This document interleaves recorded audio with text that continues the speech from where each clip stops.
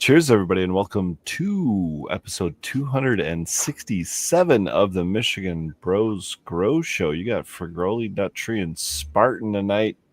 How we guys? How we doing? Good. Awesome. I conveniently decided it was time to run out of battery. Yeah, kill the battery on this thing. So, fortunately, on the other side of my desk here, I got a whole case of them. At least what's left over anyway. Just in case you ever were to run out. That is why we start growing in the first place, I think most of us. True. That's probably true. You know? I just smashed some GG4 flour earlier, so I'd have some dabs of that at least. Nice. But we you also just pressed it out? Yeah, just pressed it out. But I also made a trip up to Trichome Forge recently too, and got some of the new dabs there. The what's the Runts one? I'm trying to think the two new ones. Oh, I don't even remember what that one was. I can't even something. Yeah, there you go. Rainbow Monk. No, Rainbow Monk is what we are growing now. Okay, is what you're growing now, but we just actually harvested.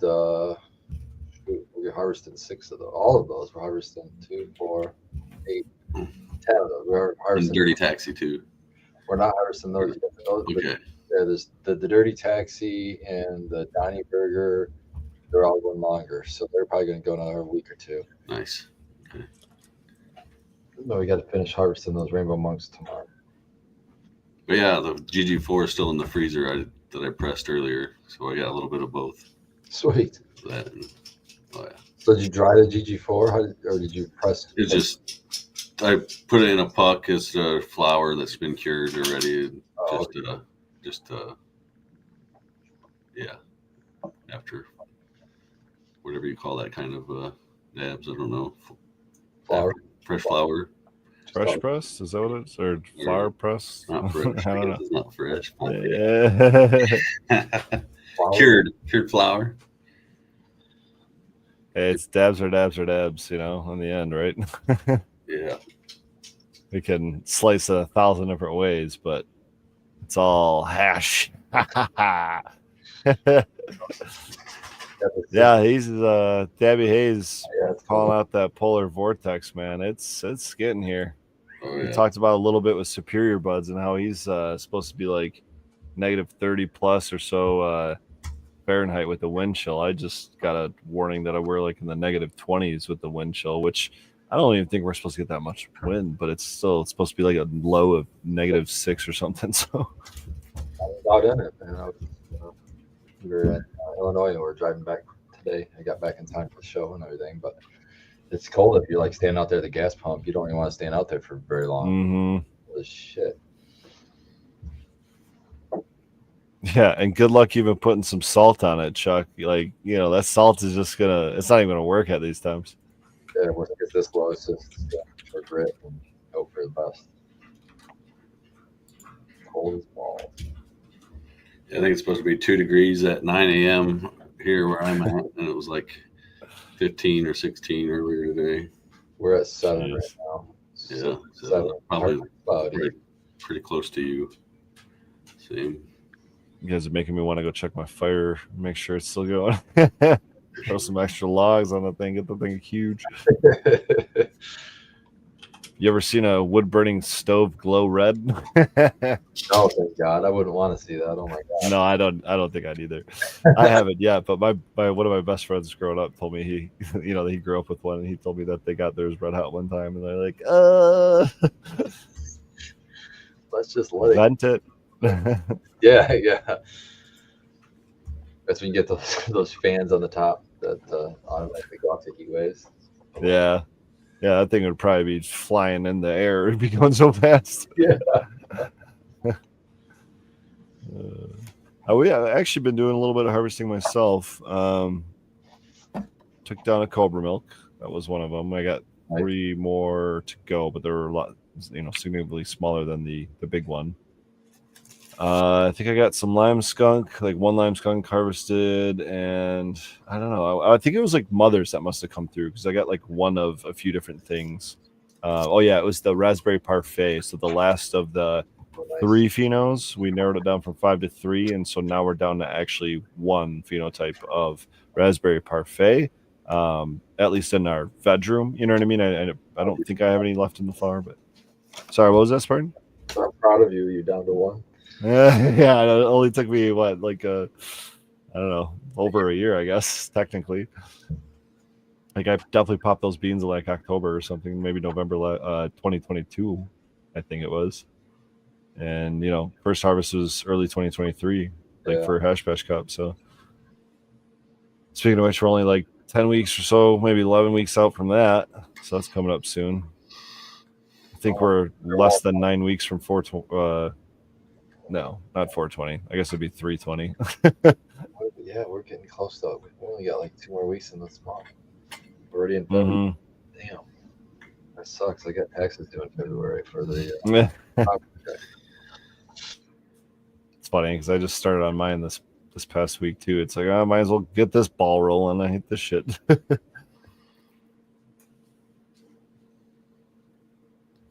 What else do we harvest though? I think I got a couple more coming down. Let's see. Oh, garlic punch. That's next after I finish the Cobra milk, and I've got a couple lights of garlic punch. And man, that flower just looks. It's one of the best looking flowers I think that I grow.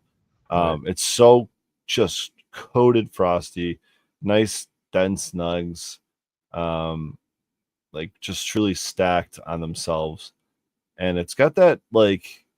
Think of like cookie like formation and frost, but like extended into more of a hazy type kind of sphery shape, but it still holds that like tightness. So it's a fantastic smoke too. The terps on it are phenomenal. It's garlic up front and berry on the finish, which there's not too many strains like that really have more than just garlic when it comes down to it, I guess. Is that a GMO though? Is it GMO cross?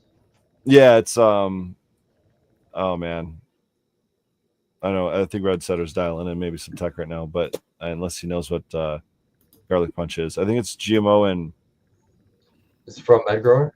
yeah, it's Megro. I can't believe. Okay, so it's probably maybe Primal Punch. GMO. Yes, I think that's what it is. I think it's Primal Punch and GMO. Of course, when I Google it, it shows someone else's Slurricane with platinum purple Hulk. That's definitely not the one I'm looking for. It's definitely Medgrower. One of the challenges, right? Too many strain names. Yeah, GMO crossed with Primal Punch. Okay, cool. Yeah, that's and Primal Punch has got GG4 in it, I believe. Yes, I think that's probably where the structure comes from. Maybe a little bit of the GMO too, but certainly the one I have isn't like a huge. I'm guessing you can hear me. Yes. Yes. Yes. Damn. Okay. I can't hear you at all, so I don't know anything that you guys are saying. I'm just gonna figure this out. You guys just keep talking and whatnot. I'll mute and just talk amongst yourselves. Can't hear me now, right? No? Yeah, we can still hear you. Yes, you can hear me. Yes. You can hear me. Yes. Yes. Yes. Yes. Ins and outs. We don't know. I don't know.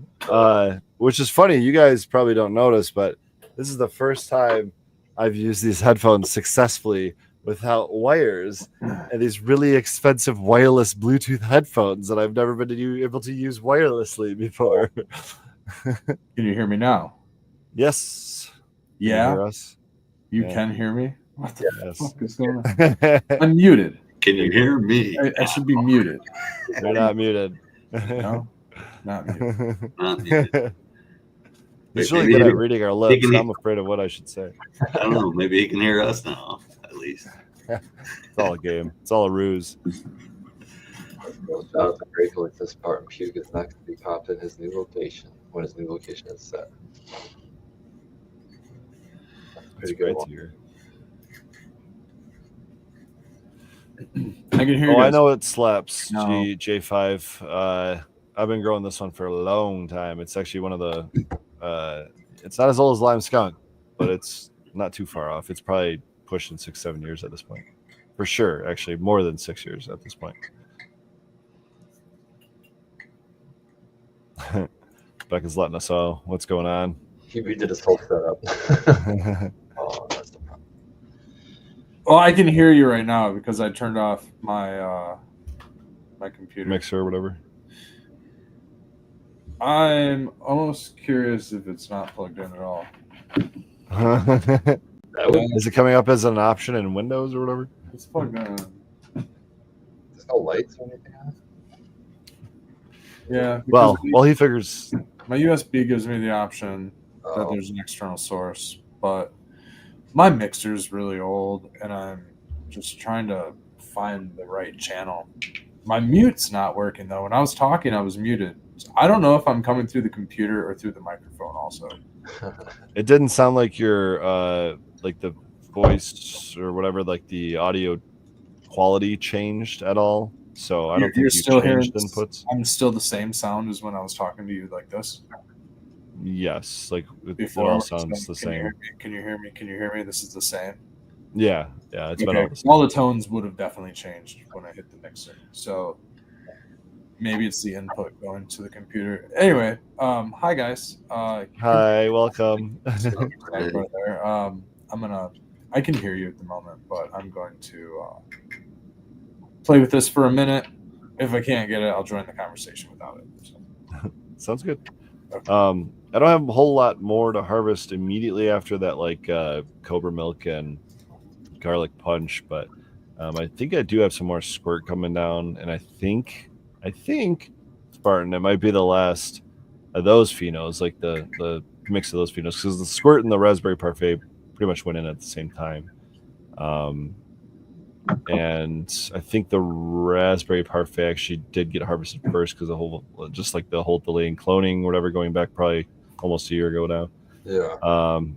But those are two that I'd still like to keep around for a while. So I just had to narrow it down, and I think we're pretty much there. 15 months later, 14 months later, something like that. Well, that's cool. I mean, it's supposed to be in a year. Isn't it? Are you supposed to do one every year? Yeah, I'm trying to do one every year, and I don't know what to pop this year though. Like I definitely have some old seeds, and I've generated a lot of my own seeds. I picked seeds out of buds I've gotten from friends and saved those. Like, so I don't know what to do right now. How much? I mean, do you have a lot of seeds, or do you have just like a handful of seeds? I have like I would call like a couple handfuls of like labeled genetics, you know what I'm saying? Like purposefully grown and sold type genetics.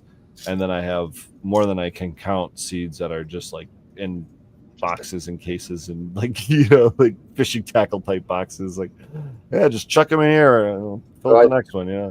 I mean, if I was in your situation, I would just like look at what I got, and then try to find in the seeds that I had already. Try to find I would be looking for a flavor. I mean, I'd be chasing some flavor. So like one that I didn't have. So I wouldn't want to like pick another garlic, super garlicky one, or I wouldn't go after any orange, or I wouldn't go after, got a lot of stuff, covered. So try to find something outside of that wheelhouse that you don't have covered, that maybe somebody asks you all the time. Do you have this? And you're like, well, the closest I have is this. Try to find, what other people are asking for, I guess. I probably get asked more if my stuff is solventless than I do get like a specific strain that's like I haven't grown before, if I'm honest with you, because I also probably get asked more for strains that I used to grow 4, 5, 6 years ago than I do for strains I've never grown before, so I don't know, that's one of those things that doesn't get suggested to me too often, is like, oh, you should grow this, or you should grow that outside of like this kind of circle, from customers. I don't hear too many of them like suggesting it. They just want something specific I already have, I think. That's not to say that it hasn't happened or whatever, but I can't think of a specific instance. I think if I had to choose something to like bring back though, you know what I mean, like those flavors I could bring back, that cherry lime haze is calling to me. Yeah, there you go. Well, I would say you don't have to chase flavor per se. It could be a dominant terpene. Obviously you got terpene on lock. So maybe something with a completely different terpene heavy, maybe a piney. That would be a good one that you don't see a lot of. Or I don't know what the hell. Like caryophyllene is pretty common, myrcene's pretty common, but like yeah, something I like terpenol, like you brought up terpinolene, like that's the reason I bought raspberry parfait, because that was suggested to be so high in that, and kind of similar with squirt, although I was also chasing the grapefruit flavor. I don't know, chat, give me some suggestions. Like I see Blue Kiss, I see Becca obviously in there's Pure Buds, like you guys have all had my stuff. What's something that like is missing from the quiver, and that would round it out? And honestly, like maybe obviously I'm not Say like a gassy or something like that.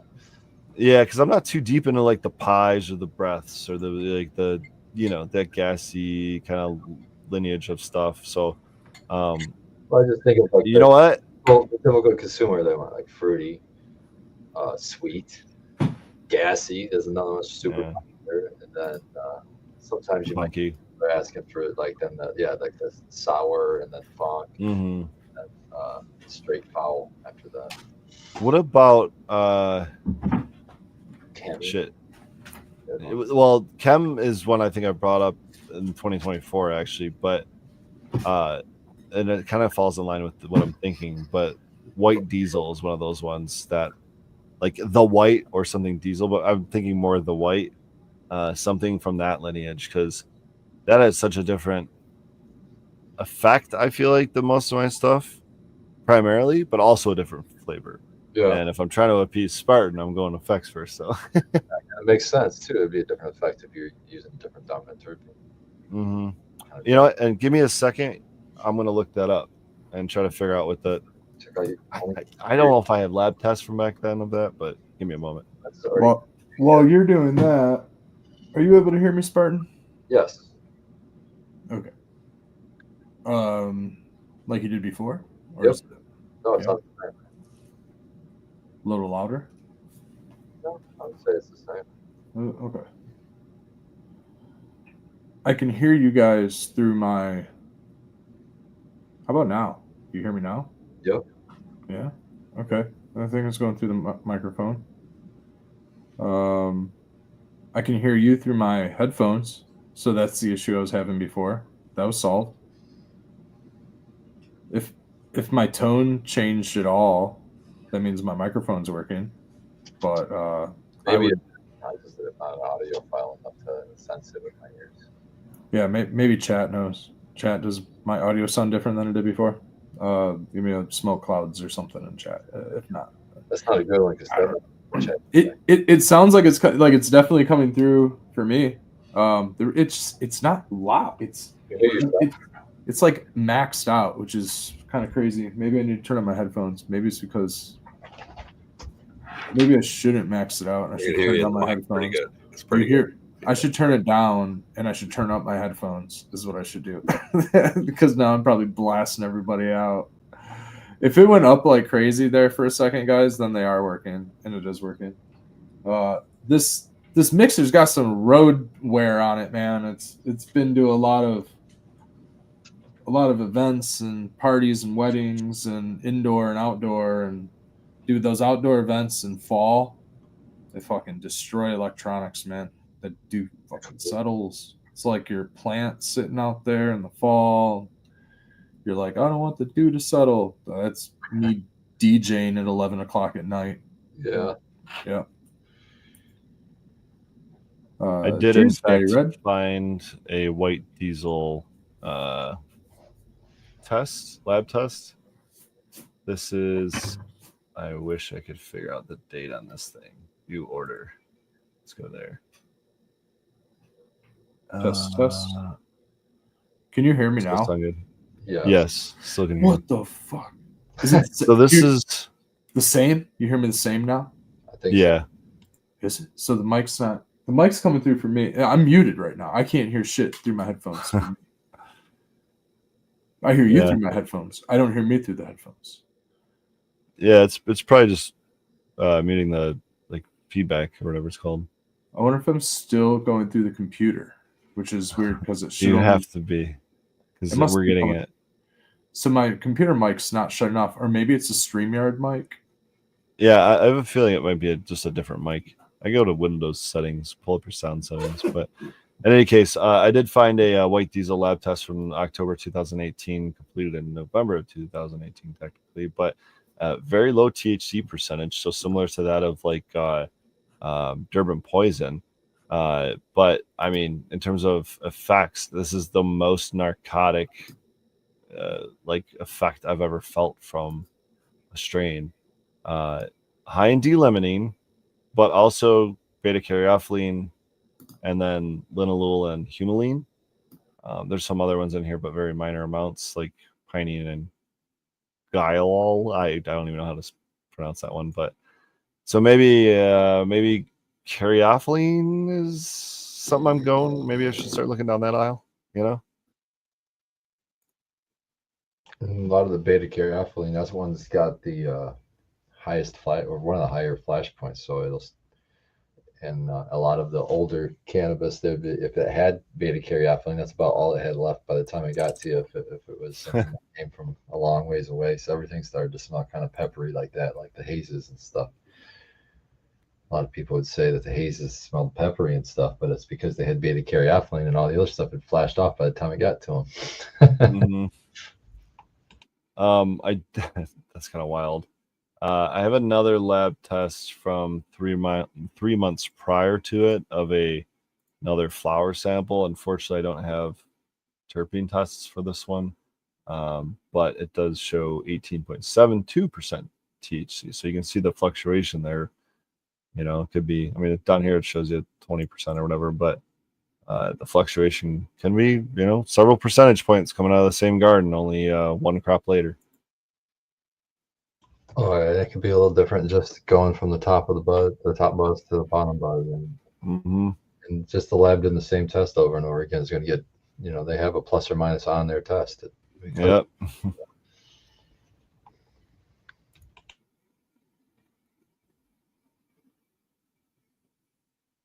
I don't know why, but thinking about White Diesel's now got me hungry. Get you Purely to talk about snacks. Yeah, I don't know why. I don't know. I don't remember it being appetite inducing. Maybe it was. Snacks? Well, you got some snacks, not true? No. I want some snacks. I was thinking about grabbing some while I was just up, but well, what do you I don't know if you want to share it here, but you must have harvested something recently. You've been harvesting over there, Nut Tree? oh, it was just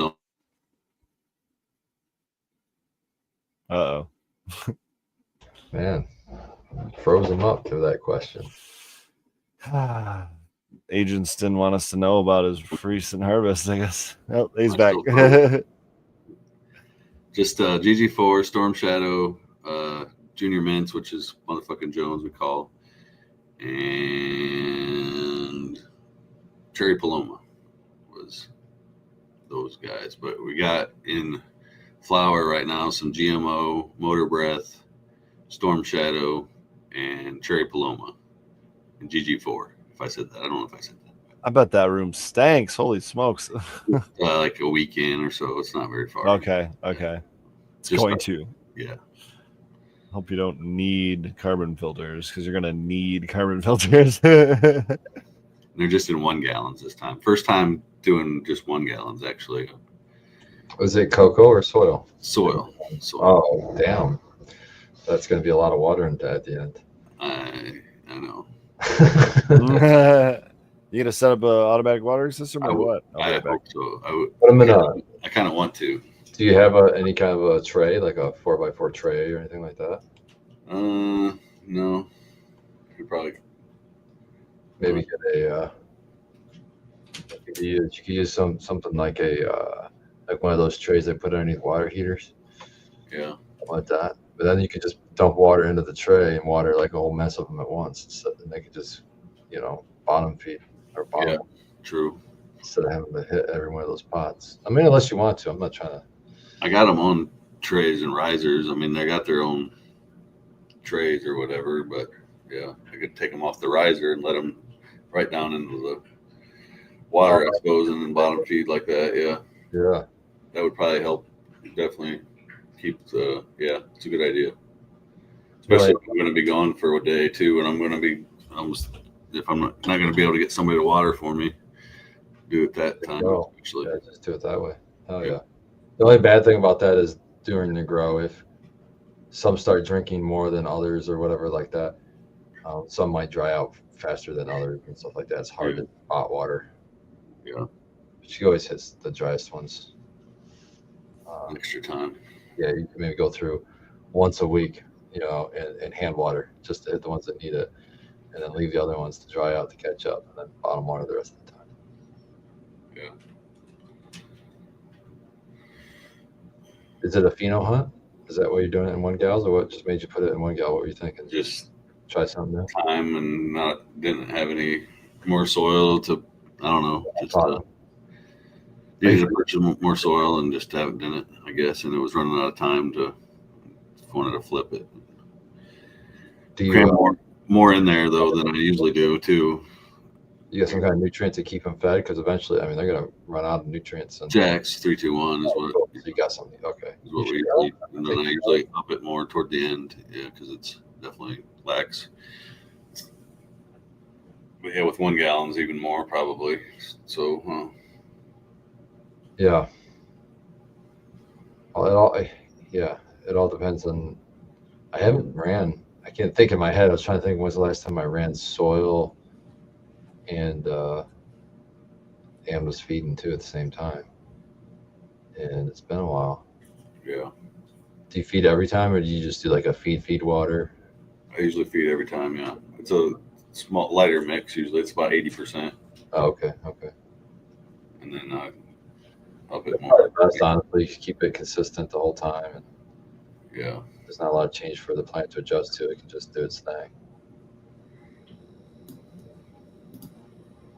That's cool.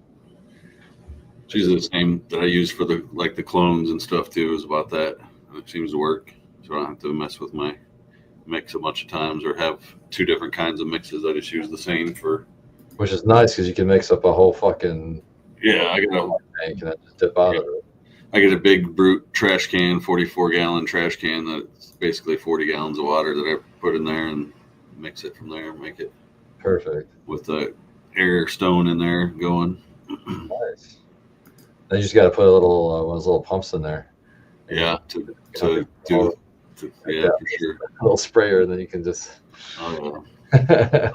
I need to. Be all set.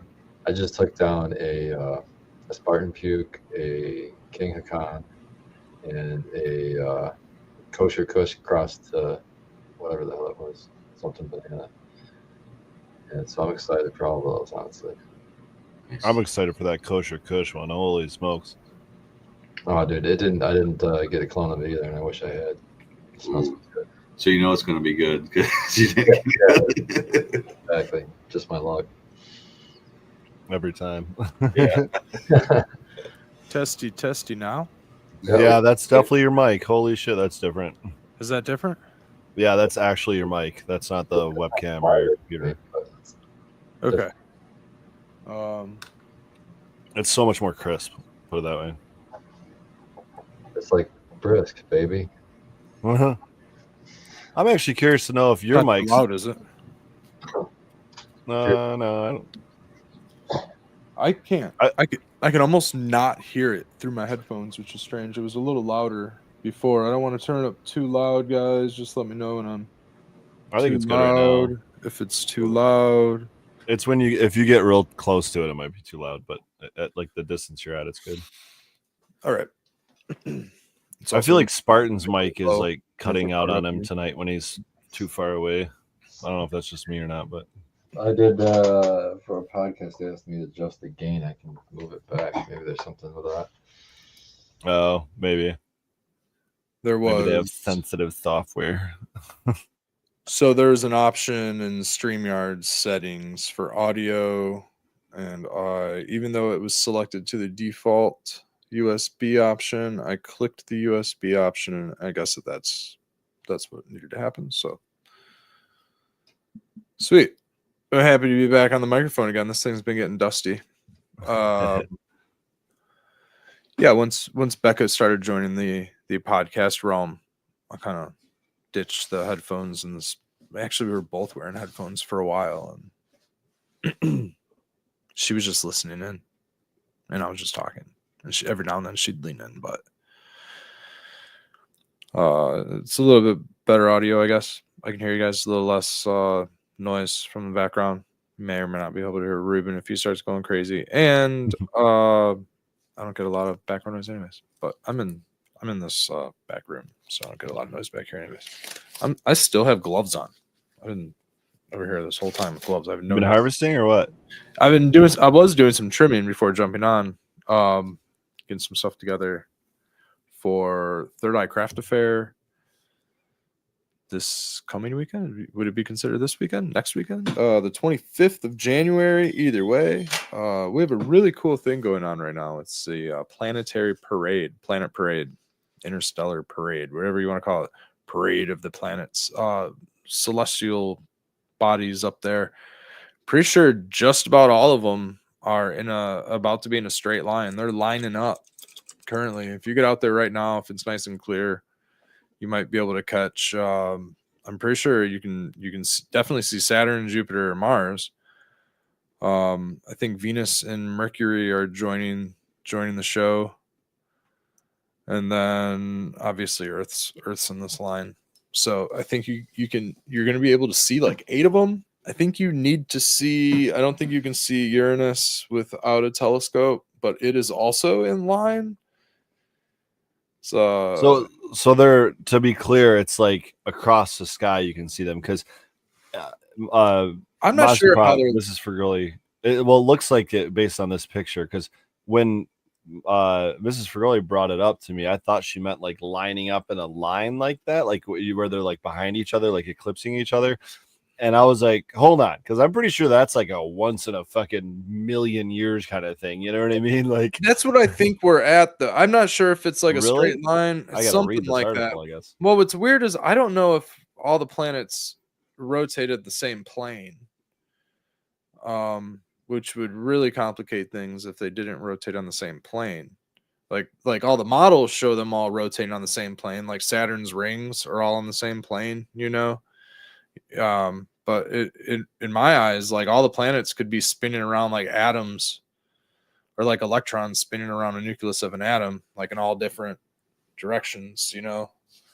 Earth could be going this way, Mars could be going this way, another one could be going this way. They're all doing, you know. Yeah, they're just orbiting the sun. We're not on the same plane. That's why it's like so rare for that to actually happen. For them to like line up in a vector, you know. Yeah, I'm not sure if it's just a visual thing or if it's like an actual the way this was describing it is that they are like coming up, and then it's like kissing this one, that one's going over and kissing the next one, and you know, so it's over the course of the next like month or so. And then there's supposed to be some sort of eclipsing happening, like something like Mars is going to block Saturn or something like that, and some things like, or maybe Saturn is going to block, Jupiter, or pretty interesting. But yeah, so the 25th, same day of the Third Eye Craft Affair, we'll have the, I guess, most aligned alignment. Yeah, I don't know. Yeah, something like that. Most direct alignment, closest alignment. Yeah, maybe the gravity would be kind of weird. We've already been seeing tons of solar storms this year, so who knows what'll happen. I'm pretty sure that we also entered the peak of the solar maximum within the last couple weeks. So hopefully we don't linger around there for too long, and we can phase back out of this over the next couple of years and get our normal seasons back. The let's see, the what am I doing? It's called Vanilla Gorilla. Maybe without the green screen, it'll actually show up. Yeah, there we go. Pretty nice. Ooh. Super frosty. I'm trying to think of what it is off the top of my head. It's like Grease Monkey and Cookies and Cream, something like that. And then I think Grease Monkey's got Gorilla Glue in it. I think it's great. I think Grease Monkey might even be Gorilla Glue and Cookies and Cream. So this might be some sort of cookies and cream. Is it exotic? It is exotic. Yeah, Grease Monkey and Cookies and Cream F2. And then what is Grease Monkey? Is it Gorilla Glue and Cookies and Cream? I feel like it's That is also by Exotic. It's GG4 and Cookies and Cream. Yep. okay. All right.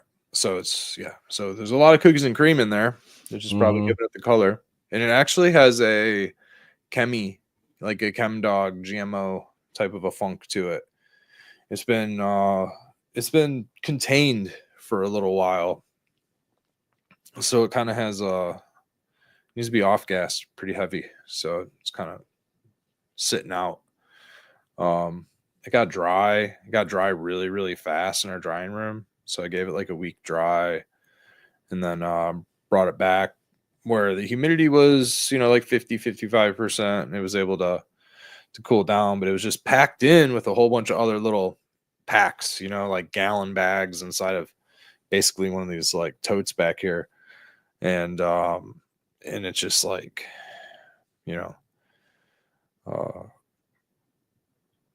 4 or 5 different varieties in there. What's up, Tara? Cheers. Hi, guys. So I can never get a Welcome. good fragrance smell on it with all the varieties in there. So finally got a good smell on it, but yeah. It's nice getting the workspace back up and Well, organized again. I would like all of you guys to answer this from a caregiver perspective, we'll just whatever market you want to give your perspective on, whether that's like caregiver, traditional, black market, commercial market, whatever, medical, what percentage of grows out there or growers out there do you think just absolutely screw up on the dry and cure process? And I'd like to know why you think that. And let's just assume, regardless of whether or not they're like they grew it properly to begin with, I just want to focus on the dry and cure, like, because we all know that's a very important part of it. But I'm curious to know your guys' perspectives on how many people are actually screwing that up. Because sometimes I get this, like, you open a jar of somebody's weed, it's like you're looking at the jar, like, holy shit, this is a super frosty, big ass nugs or whatever. It just looks great. Maybe it's purple or whatever it might be, right? And then you open it and you smell it, and you're kind of like, all right, cool. It's definitely not some red setter, but it looks great. I'm finding the genetics is like 90% of even that of the dry and cure. So like everything dried and cured the same and everything's good. And I've got 4 different phenotypes of this Trop cookies, for example. One of them smells really good and I like it. It's kind of, was it orange, tangy, it's got that Trop fragrance that you're kind of looking for. It's got another one's prettier, more vigorous, bigger, nicer plant. I mean, it has like no smell at all. There's like nothing on it. You know what I mean? So now I could very well make that even worse. I could take it and then cure it terribly and make it worse. But I think that even under the best curing conditions, like if I were to give you like, 3 or 4 varietals, the 2 or 3 of them are definitely going to infiltrate your senses stronger. And the last one is going to make you think, damn, you fucked up on that dry and cure. When it could just be the varietal itself not have anything. But yeah, man, I think that a lot of it is, I don't know if I could give a percentage of how many cultivators are messing it up, because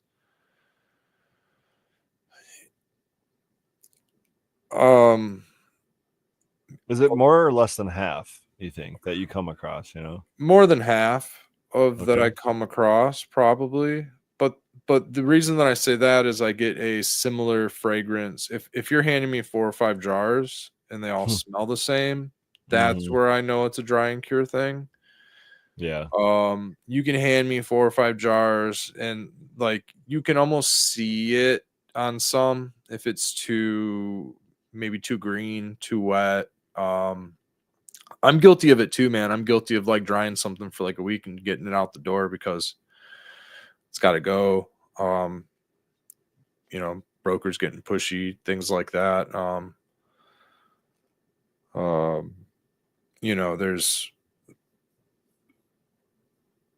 There's a point where it's like good to go. As long as it doesn't, get rained on or like enter like somebody's like basement or something like that, but then there's a point where it's much more resilient if you just let it dry and you let it crisp and you let it cure. I like to just let it hang out in that like 50 to 55% range. Like if you can get a low temperature down, if it's not the middle of summer and you can have, 50, 60 degrees, I like a 60-degree room. Just for curing. I don't necessarily even know what's happening in the terpenes. I'm not testing the terpenes right now and not a lot of that stuff. But I'll tell you what, as far as just like, let me grab another one of these and just like, as far as just like when the bud enters like this point where it's rigid, like the whole thing's kind of rigid, not just like the stem's rigid, but the actual flowers themselves are rigid. And obviously Like if you put them in a bag, they're not going to compress each other. they're not going to compress, and in fact you might hear them crunchy crack just ever so slightly, but they're still going to rebound. I'm not saying that they're going to fall apart and break apart. I don't want my flowers to crumble. I think that when you get below like a 50%, and I'm talking about your relative humidity in your environment, I'm not really sure about the water content of the flower itself, where that's sitting at. I can tell you what I like based on the environmental conditions. I haven't done a water test on my flower in quite a few years, so I don't know where I'm sitting at right now. I'll tell you where I was sitting at. My last tests were somewhere between 9 and 10%. I'd say I like to sit somewhere in there if you're talking about a water content. And that, I believe I was curing back then around 60% range. So I might even want to be a little lower than a 9 or a 10% now. Maybe I'm more close to like an 8 or a 9. Which is still in that Just 9 to range. comment on that, if you guys rewind and go back to the lab results I shared, I know one of them was like 15%. That's too high. That's like maximum. So it's, you need to be like 12% or lower, in my opinion. And I'd say unless your flower has been cured and dried before. Yeah. And I'd say that at that point, if you don't dry your flower first, like if that was rehydrated flower, like let's say you got the humidifier running, it goes up to 70% in the humidity room, and then you got it tested, you're probably still going to have a good cure on it. You're probably still going to have your flavor. But if you kept that humidity that whole time, you never actually let it dry out, I think that's when you really get that like hay. I don't know. There's like a rancid, like that rancid, grassy type of fragrance where the terpenes just don't get a chance to express themselves. I don't know. Yeah, like chlorophyll or something. They don't get a chance to evaporate properly or something. I don't know what's going on, but like they're just sealed up in a ball of humidity or something. Where if you get it down to that right moisture level, then they start to like, you can smell them, and it's almost like if you I don't know if it's working right now, but I got a humidifier just in this room right here, keeps it at about 55%, 55%. And,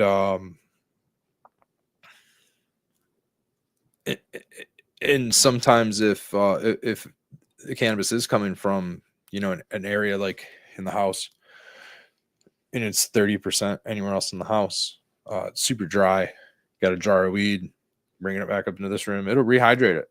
Even if it was like 70% in here, it's still smell good, but it's not going to smell good at 70, 80% without drying out first. So I think that I think there's a point where you could have too much biomass green, like too many sticks, like fan leaves. If you got a bunch of fan leaves when you're curing, now we cure with sugar leaf, and we cure with some of the bigger stem. You see, there's some of the bigger stem. So we'll even buck this down a little further. This will be like 2 little buds for us, you know. So like we'll buck some stuff down like that. Here's a side bud, or like a lower, you know, like we keep it on the stem. If there's if there's a lot of space between the nodes, you know, like this, I get rid of that, like that long stem between. I'll get rid of that. That won't make its way into the curing storage. But we'll generally. But for the drying though, you're not using fan leaf. Well, fan leaves go. Big fans. Yeah, go. so fan leaves go on the drying process. Yeah. But you're not so worried about the stems then. No. And I don't know if you agree with me, but it seems like the fan leaves are one of those storage units that can kind of release some of its flavor back into the bud, whereas the stem doesn't seem to hold any weird flavors like that. It just maybe holds some moisture that helps that drying and curing process be extended. I'm sure fan leaves would do that too, but I feel like the fan leaves add like a flavor that you're not really looking for, you know, so those got to go, in my opinion. Yeah, I'd be interested to see what kind of changes in the profiles that like drying with all of the biomass in your room ends up being. Some people test it like that. Some people test it, they'll send it to the lab like fully untrimmed. I mean, maybe not a fan leaf on there, but some serious like big sugar leaves and like, you know, kind of covering the nug type leaves. I've seen a lot of lab tests like that, and I don't know if it's like just the growing philosophy of those individuals that's how they feel like it should be tested. But me personally, and I know this is not as accurate as you could possibly get, but in terms of what you're going to be getting at the dispensary or from your favorite grower, right? It's not going to have all those fan leaves on there. So I don't really understand the philosophy of testing with all that on there. And I'd be curious if leaving a lot of the fan leaves when it's really dry, like right now, if you're trying to dry when it's 30% humid. My dry room right now is 30% humidity if I don't have any moisture being added to the room. If that biomass would help slow down that. 100%. But my concern is what's coming in from that biomass into the nug, right? Because that's the last thing you're trying to dehydrate, really. I think on the commercial side, you'd be seeing most of that is if you're sending product from a grow to a processor, most processors want to test before accepting that product. So they're not going to trim it. You know what I mean? If it's going to go to a processor. So you're probably going to see maybe the fan leaves removed, but not all the sugar leaves and everything, because it's just going to go to processor. But it's probably at the testing thing to get basically it's more mold and those tests are more expensive than the THC and everything else. But then they'll have a passing test that they can then say to the processor, yeah, here, this batch is tested, this passed, so take this. That is probably we try to cut a lot of it off. Try just sugar leaves, just in minimal sugar leaves, you know. And even the sugar leaves, like if it's not like, if I feel like it's not like a whole leaf is like all sugared up, I'll go ahead and trim it, you know, them tips off and that too. And I try to break the bud down as much as possible when it goes, you know, to fresh frozen. And so I try not to leave too much on there unless it's sugar. For fresh frozen, that makes sense. And I agree there. But what about for drying and curing for flour? Are you cutting any of those sugar leaves? We take off as much as possible. We don't leave any fan leaves on, just sugar. And even This is it. Oh, at work. Yeah, at work. That's fine. Yeah, but at home I take all that crap off too. Are you cutting into the sugar leaves that are like real close, like the ones that they're gonna get trimmed anyway, but they're like kind of almost.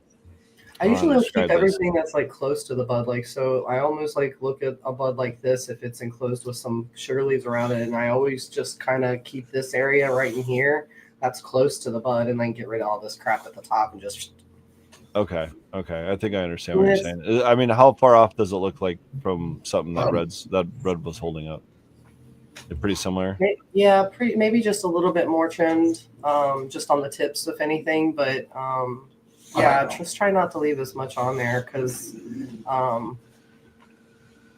don't know. I try not to think about. Yeah, what's your philosophy on that? Is that just because it's less work to do later? You know what I mean? Like, there's a lot of reasons to do that. Not at all. I honestly, probably I used to trim a lot more off of it until I started helping Red and Becca trim and store, like break it down and that kind of thing. So I definitely leave a little bit more on than I used to. I used to cut a lot more off. Now Okay. I definitely leave some more on there, just because it's going to help with the curing. It does help with the curing, I've found out, by doing it that way. So at least I feel like it does. And I kind of do what they do a little bit and kind of trim to order. When I have an order ready for somebody or somebody needs something, then I'll go ahead and trim it up. And even then, I don't do I used to do this really high and tight kind of trim, and kind of now I just do a little rough chop on it. And because they're ultimately going to be storing, they're not going to go home and smoke it all in a night. So they're still going to smoke, you know what I mean? It's still going to be curing even after it leaves me.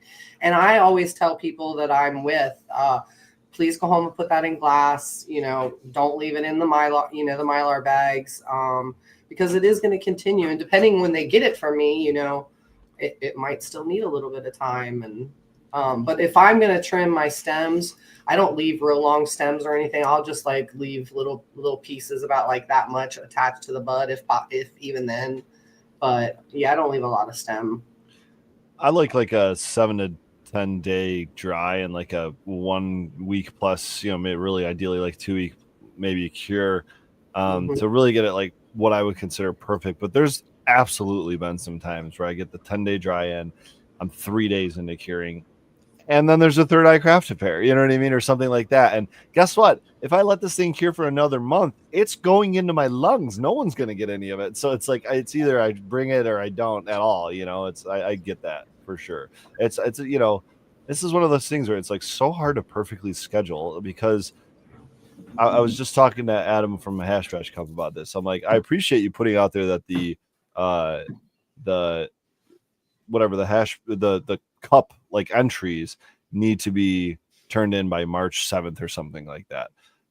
But also, that's if I were to drop something into flower right now, it wouldn't be ready in time, so he's yeah, I know, that's why I put that date out there, but not all the details. There's only so much time. But really, if you wanted to enter in the Hash Bash Cup, you were planning for this months ago. The deadline isn't really part of it. That's just when you need to have it ready or packaged or whatever. But it is very hard to time something like that, 3-6 more months in advance. You almost have to have 6 months in advance just to be able to time it. We actually did the math, and it was, we would have had to have taken our clones in November, before I went hunting, to have those clones ready for the Hash Bash, the event itself, not the competition, but the event itself. Mm-hmm. Mm-hmm. I don't. Yeah, if you're not putting something into flower this past week, it's not going to be ready. And we didn't get anything into flower until early December. So whatever's coming down will be coming down. And I mean, we got something in flower, but I don't think we got any clones or something. You know what I mean? Either way, we're yeah, the next one, whatever. Yeah. So the planning out on all of that kind of stuff is, I mean, it's crop planning. It's a whole can of worms, honestly, if you're really trying to plan for something it's a lot easier than doing it outdoors. You know what I mean? Trying to base it on Mother Nature versus what you can control indoors. That's why we love indoors so much, because we can control all that. If you're trying to catch that curing window, you know what I mean? If you're trying to be I want to turn in my sample on day 21 from being chopped. You know what I mean? If that's the point where you want to turn it in, you also have to remember that it's probably going to stay sealed up for 3 weeks before it goes to anybody or gets consumed or something. Let's just say it's a decently stretched out competition. It should be I think about that sometimes. If it's that you got a 10-day dry and a 3-day cure, and then it's going into a sample bag, and it's just going to stay sealed Mhm. up in that sample bag. You might Mhm. hay it out really bad because it's not going Yeah. to get burped or anything like that. At least it's at an event type scenario. You can be like, hey, this is fresh. Take it home and open it up for a day or two Yeah. and seal it. You Well, can at dude, least have and then transparency conversation. think about, and this is an issue with the High Times cups because they were always in like, July, August, something like that, September maybe. I mean, were those sitting in someone's car? Like, where did they go before they got to the people that were judging them? Were the concentrate jars kept upright the whole time? You know what I mean? Are they leaking all throughout the lids and stuff? And now it just looks like ass. Like, there's a lot of things out of your control once you give them up, and it's kind of like it's a crapshoot every time, I guess. I guess that's the what is it? The excitement of the competition, I guess. All of the crazy variables of what could go wrong with your sample before it even gets to somebody's hands.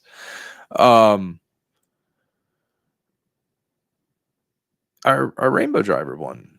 What did we win? Third place, second place, something like the second place, maybe third place. We'll call it third place at a competition, like a Vehicle City Social competition back in October. I was happy about that. It was the first time we entered anything. Didn't cost anything, so I was like, yeah, it cost the weed. I think I had to donate like a half ounce or something like that for that, a bunch of 2-gram samples or something. That's I don't know.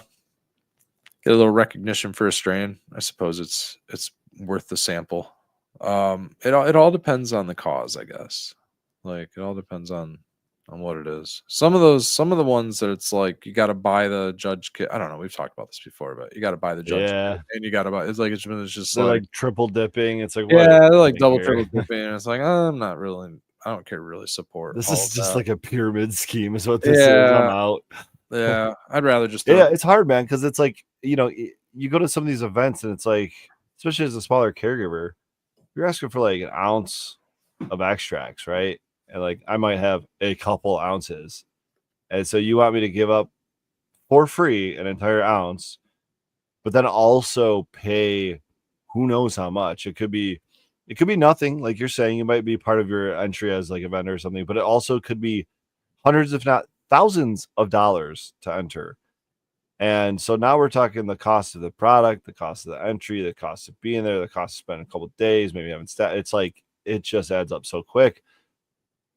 At what point is a fucking trophy worth all of that? It was so many events. I mean, And don't, trust me, I get the irony of me saying that with the shit behind me, but those that was a long time ago. those are High Times trophies, though, right? They're High Times trophies, and that I don't know if that magazine still exists, but it's still a big name in the industry. And it was a magazine for fucking 30 years. I think I have a 40-year anniversary or something like that edition. Has at least that recognition to it. Like I could go and today, beyond the recognition of High Times, I could go and throw my hockey trophy out on my table. I could like take the little hockey figure off the top of it and put a cannabis leaf on it, and people would just be like, "Oh yeah, when you guys won this, yeah." Back in 1992, holy shit! Have no idea. Yeah, that's the truth.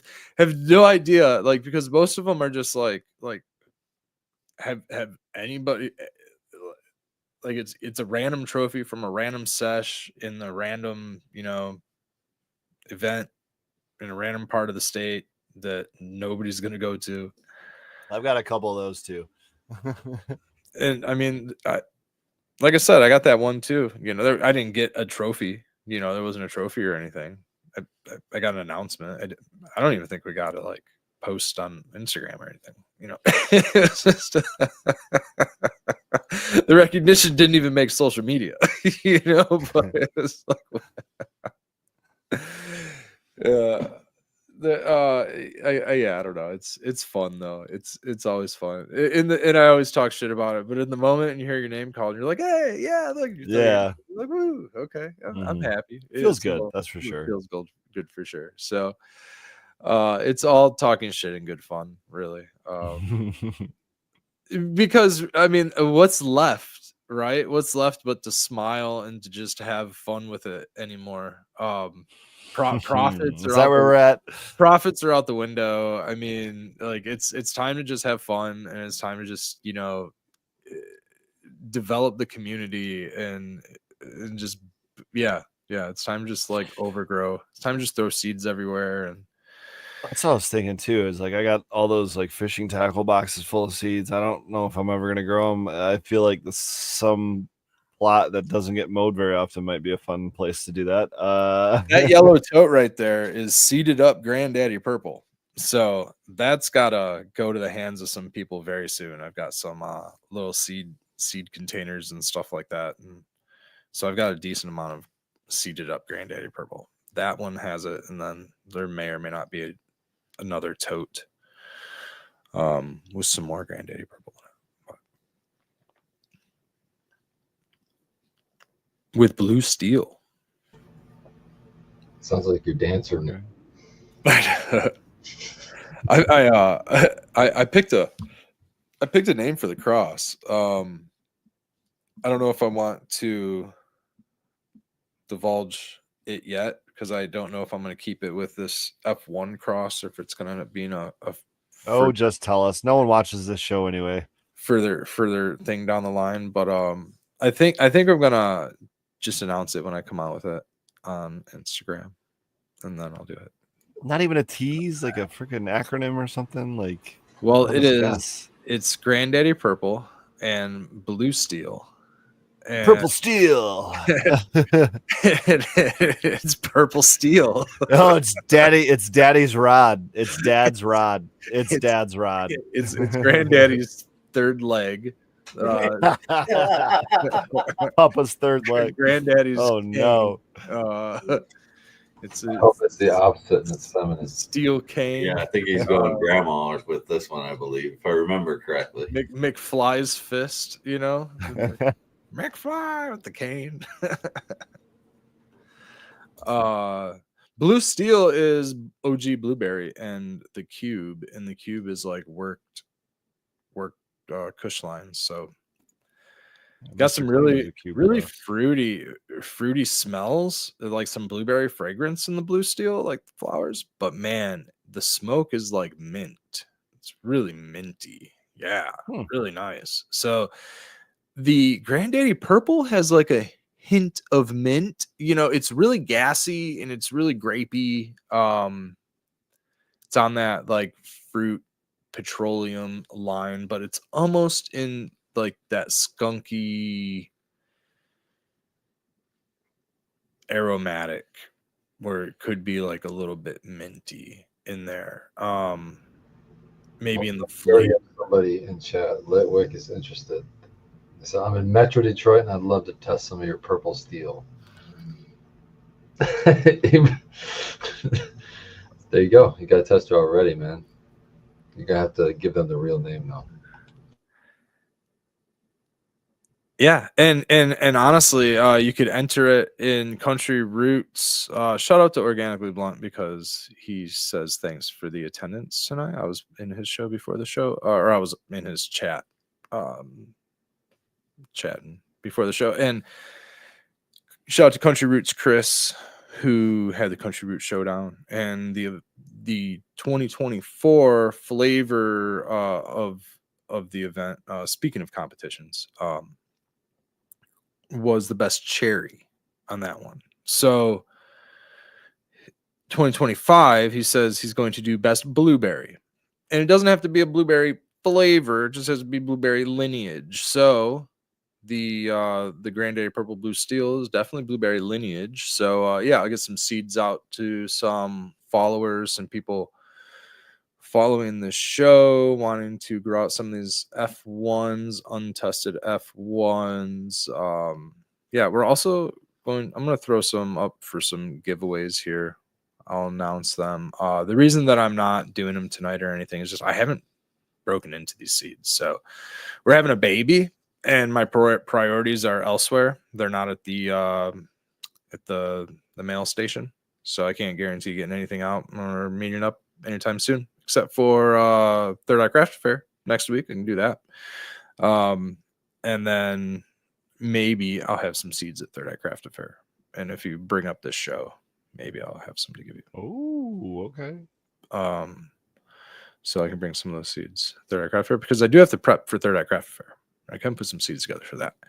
So maybe I'll do something like that. I think I've given away a few of them already. Not very many, but I've given away a few. There is a lot to give away. And there's also a lot we're going to put up on Strainly also. We're going to do some crowdfunding for our farm, do some crowdfunding for our small farm, crowdfunding for our new addition to our farm, and always just getting out. So obviously nothing's it's off. F1's untested. So I mean, get seeds for what, $20, $25 a pack, something like that. Nothing crazy. Want to just make it affordable and do some fun funding. So Spread your genes. those will be up there on Strainly sometime soon. Follow us on Instagram and keep an eye out for the drop on that. We're just working on everything else. I put a dresser together. Had to take the old truck in to get it maintained because I've got a fucking the front end front drive shaft, the front differential. Yeah, front differential keeps leaking like a lemon. So that's been in a couple times now for a new front differential seal. And while that's going on, my 20-year-old Focus got a new clutch safety switch. That thing's been broken down in my driveway. I've been thinking that I've had a bad kill, like a slow kill, draining out my battery.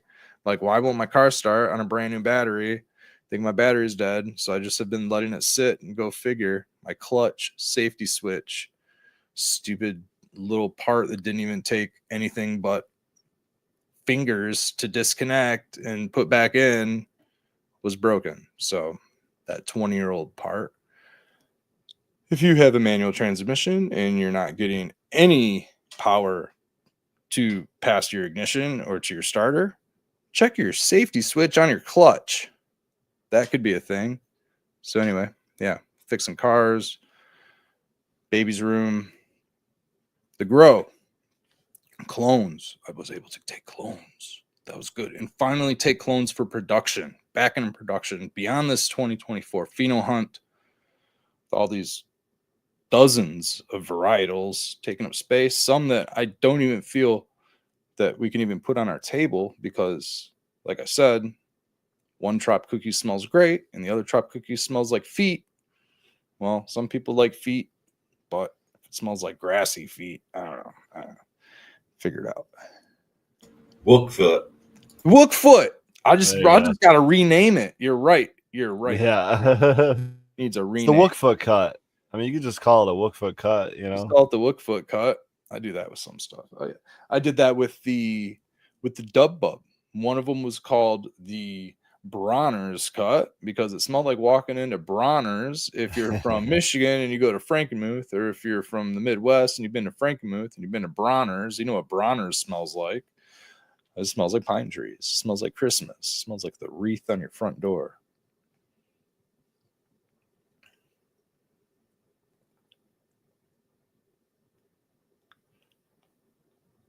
All right, I got to do one more sound check. Oh, another sound check to everybody else's sound, or you? Muted. I can't hear you. You're good. Yeah, muted. Hey, it's working now. All right, cool. Thank God he was muted for whatever he was saying. Oh yeah. It would have blown out yours, yeah.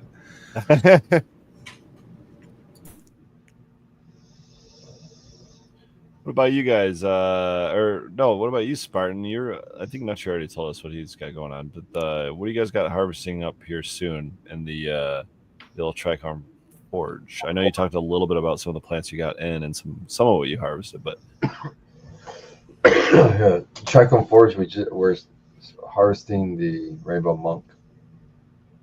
We'll have it all harvested probably. There was 10 of those. They'll be all done. The goal is to have them all done by tomorrow. So tomorrow night we'll be finishing up those. It's all fresh frozen. We are harvesting the colas so we'll have flower to smoke of it all. Nice. Because there's just so many good examples, so many good ones in there that we wanted to have the flower so that we could really isolate them and smell them on their own, and so we can pick out the phenols because there's a lot of good ones in there. Shout out to AB Seed Co. Man, he did a good job on that strain. We did find one Hermie, but you know you're gonna find it in genetics here and there. We pulled that out, and then we have another light. We have actually shout out to Grandmaster Level. He hooked us up with 4 Voyager lights. That's what we're growing under in there, and we grew one side, which was all Rainbow Monk under what we call a checkerboard spectrum, which is 50% warm white and 50% cool white. So basically 50% metal halide, 50% HPS. So we grew with that. And that was checkerboard just based on the like 4 lights like that? It wasn't checkerboard. It wasn't. It was if you were to walk into a checkerboard room and bring a light meter and got what the mix was. Okay. That's so 50% of each is what we put into it. I got you. So each light was dialed into that spectrum. Each light was dialed with 50%. That's even fucking better. 50% metal halide spectrum. Yeah. So and then on the other side, it was HPS spectrum. So we did that table on the left with a checkerboard was all Rainbow Monk. The HPS side was Rainbow Monk on the first light, and on the back light we have Dirty Taxi and 1 Donnie Burger. So you'll be able to do some comparison at least between the strains are the same but are different. Yeah, exactly.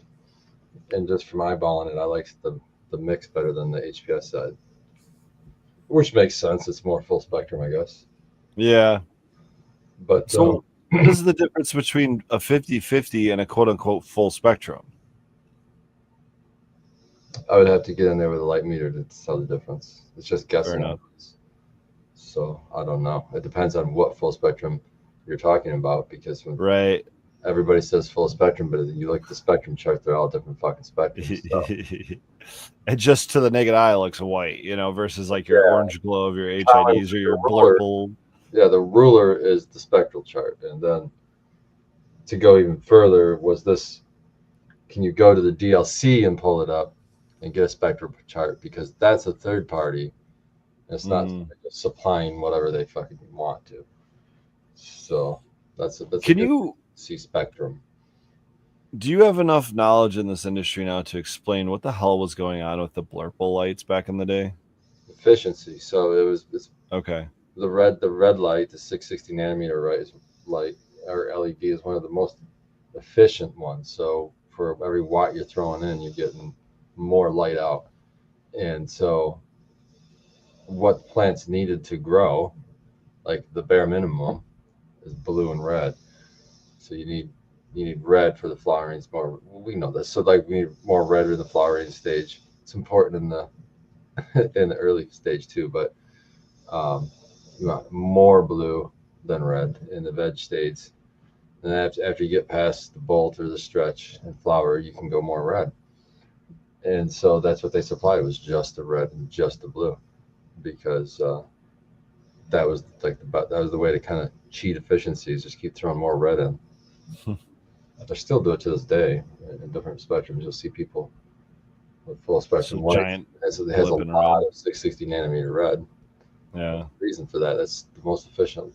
That's going to drive your efficiency up.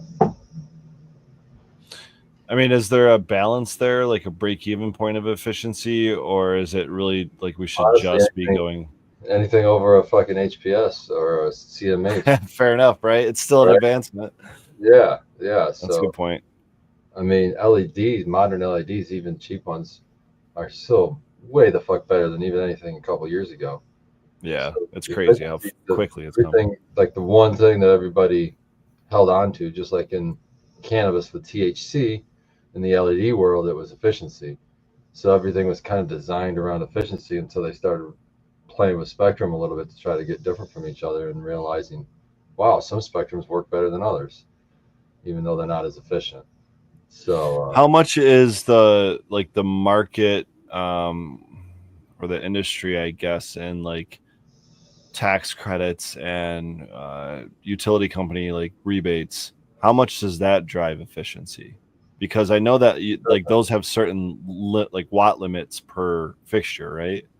yeah, but there's industry way. I don't know if I can talk on it, but Fair there's enough. industry ways to design lighting to around even efficiencies.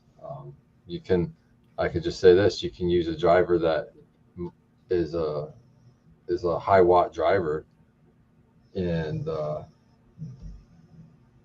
then say that's replacing like to like. So if like 1,000 watt driver to replace 1,000 watt ballast, but then say that the efficiency of the light's going to be like, well, it's going to be dimmed down to 700 watts. You know what I mean? So instantly off the top, you're going to save 300 watts right off the get. And that's going to give you so much more light than you're probably going to need. So you're going to dim it even more. But you got to, when you fill out the paperwork for all the rebate stuff, you got to go by like maximums and stuff. So you can cheat the paperwork by giving yourself more room, by giving yourself more power. So that's one way to do it. Or you could go the opposite way and you can use really inexpensive parts, and then so that the cost of the fixture is matched by the rebate, so that the end user gets it for free. Yeah. Another thing you can do. And sometimes the rebates are so good that you can get the expensive lights for free. Or like real nice lights. Yeah. Yeah. Okay, so it's probably not driving it as much as maybe one thinks. No, it's marketing like anything else. Marketing and word of mouth is what drives sales in the LED space. It's the most effective and cheapest form of marketing is word of mouth. Right, especially in the canvas space where it's kind of regulated for advertising and stuff like that, even though that's true isn't really regulated. I mean, we're literally getting multiple strikes on the Grandmaster LED's Instagram account for animal trading because our posts say tarantula in them. Oh my god! They have not only. I mean, we have a patented. They went through patented both Canada and the United States. Dude, all that was them in their algorithm. They tweaked their algo to say we need to take care of the exotic animal industry. We kicked it back to them, and they kicked it back and said they reviewed it, and they're standing by it. So yeah, it's well, yeah, but no one's actually reviewing it. Probably, like it's just, it's gonna get I'm sure that's so frustrating. Anytime get throttled and all the fun stuff. Yeah, man. If you like a certain type of outdoor sports, they throttle the shit out of you. You like apparently exotic animals, they throttle the shit out of you. You like cannabis, obviously, they throttle the shit out of you. So much for free speech on these platforms, I guess. I know that's not the point, but they try to claim like it is one of them. Yeah, it's fucking insane. But no, yeah, it's just about back to LEDs. I mean, honestly, most of the LEDs that are out nowadays, most of the established LED companies, they're going to have a pretty goddamn efficient light, probably. Efficiency is not really. Now you have to look past it. Kind of. I mean, you still get efficiency when you're comparing one to another, of course. But you also want to look past it. You want to look at, what's the spectrum options? What's the biggest one for me is what's the spectrum options, and then probably controller. Do I have a light controller that I can use to make my life easier, or is it be a pain in the butt, or what? I gotta rewire all these fucking HLGs with my Ethernet cables, and do I have to how much work? Yeah, do I have to actually buy dimmer switches and wire them in myself? Or, how crazy are we getting with this, or is it? Do I have to buy other stuff to make it all work? Everything in the box, just all of those kinds of questions are, I think, important questions. What is this, an iPhone? Yeah. And then we got the under canopy lighting coming. That's a whole nother conversation. Well, we're like we said, we are a couple. Yeah, and then the fucking IPM lights, man. Like that technology it'll be interesting to see where that comes, especially this year. That's what I was going to ask, is what kind of technology we think we're going to come up with in 2025. If there's going to be anything new or innovative, or maybe, we talked about strains, I think, and stuff, but I feel like the solventless industry still has some room to grow and some innovation to behold, but I think a lot of that is driven by the market and stuff. So I'm curious to see with this. Essentially, I mean, we know it's a downtrend. I looked at the data for last, several months, of course, but the December data did come out about a week ago from Michigan, and we are in a decline now in sales by like 15 million or something compared to December, or maybe it was December compared to November was down, and then January's. No, we don't have January data, obviously. So yeah, it's December is down from November. And I looked at the 2023 data, and December was up compared to November in 2023. So this isn't like a seasonal thing. This is an actual downward trend we are entering here in Michigan. Is that down in volume as well as sales, or is that like sales? You mean price and volume? It's I mean remember the price per ounce, because if the price per ounce drops, then the amounts sold will drop as well, right? Yeah, but they could also sell more ounces and still have an overall. Well, that's what I'm wondering. I'm wondering if, because the prices keep dropping.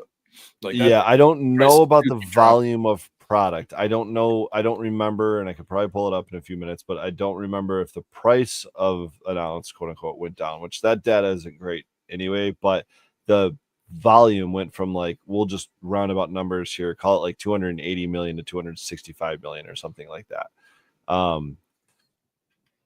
That's only a few percentage points, I guess, but from month to month, if we continue this downward trend, that is a little concerning. I don't know if that means we've still yet hit the bottom. I don't know if that means that we're just selling more for cheaper or less overall. I don't know. I think the point where we hit the bottom is when both of those happen, when we're done selling it cheaper and we've also stopped. Well, I will say that the inventories have, yeah, I think the inventories have gone up. So this is a trend I've seen, obviously with Croptober and all that, you'll see the inventories inflate. But what I've noticed is they're not really getting reduced much on any level, like the flower at the growers, the flower at the distributors or dispos or whatever you want to call them, the flower at the processors, like that's all kind of creeping up still.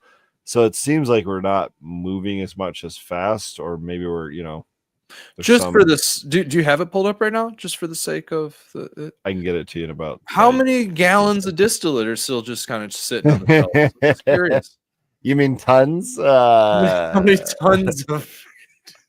It's like rating airplane fuel in fucking thousands of pounds. Like, you don't rate airplane fuel in gallons. Everything in all the states is going to be fucking gone.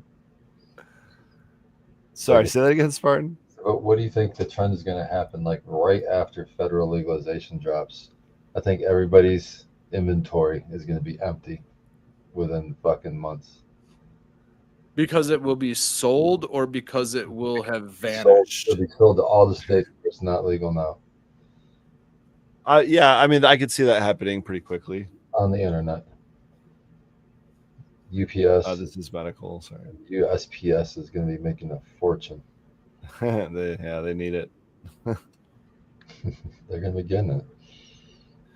All right, so adult use is what we want to focus on. So 264 million. I wasn't too far off. I think it was about a 12 to 15 $million drop total. That's that number right there. Everything else is relative from month to month. Oh, there you go.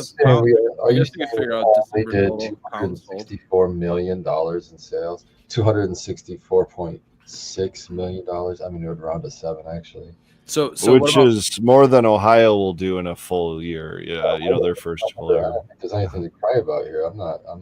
What is the sky is falling? We're talking about. We could figure out an average sales per pound, like using that December total number at the bottom.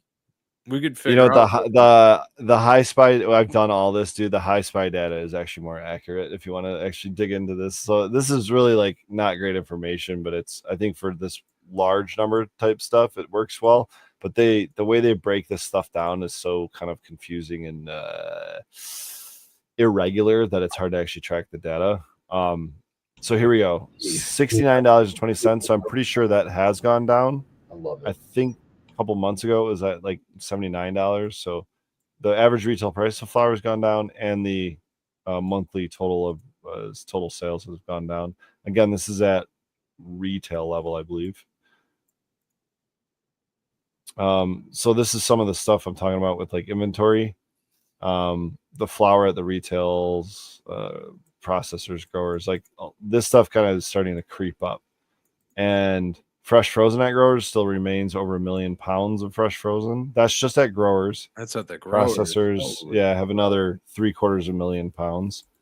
And then concentrates at processors, so that's not sitting on retail shelves yet, 115,000 pounds of concentrates, which again, this could be distillate, this could be live rosin, I don't know. But if we're taking 115,000 pounds and times that by 454 grams, that's 52 million grams of concentrates sitting at processors right now, not even at retail distributors. Is that material that could go into edibles? Yes, Still? yeah. It could be vape pens, could be edibles. It's just concentrates. It can go the trash. Who knows? Yeah. That's likely where most of that stuff will end up. They don't. I swear that they, there's no shelf life, so it doesn't. No I love how It'll stand guys, the people chatting right now are like, "Oh yeah, that's no problem. I'll take care of that." I was just trying to calculate in my head. I'm like, I wonder how many pounds would a pound last me a year? I don't know. I think it would. A pound of concentrate or a pound of flour? Concentrate, not flour. I was gonna say a pound of flour is definitely not lasting any No, of us, dude. no, not flour. No. Not flour. I was thinking concentrate. It seems like a lot of concentrate, but then I'm thinking, well, let me see. It's like a gram a day. That's a lot. It's over a gram a day. It's probably enough for the average person. Yeah, that's see. more than enough a gram. It's a day. it's 1.25 grams a day. I mean, you could get by. You might have to skim some days, but I think you could get by. Yeah. I'd be all right with a gram a day allocation. I'm cool with that. I mean, I prefer like more like an eighth, and it divided up in between like 5 different flavors. But Hey, that's okay.